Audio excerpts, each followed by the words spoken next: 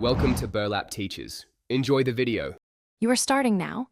Make sure your iPad is on Wi-Fi and updated because FaceTime needs a network and current iPad OS. Next, open Settings and tap your name to confirm the Apple ID you will use. Keep your password and two-factor device handy. Once done, scroll to FaceTime in Settings so you can enable it.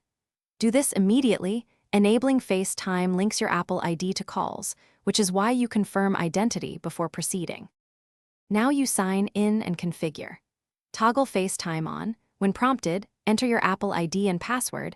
You may need to approve a two-factor code on another device.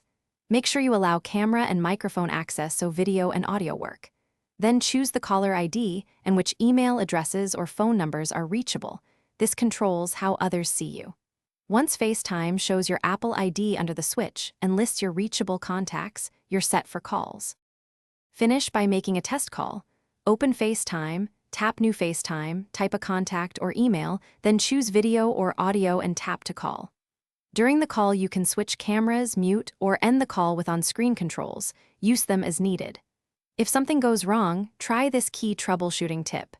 Toggle FaceTime off in Settings, restart the iPad, then sign back in.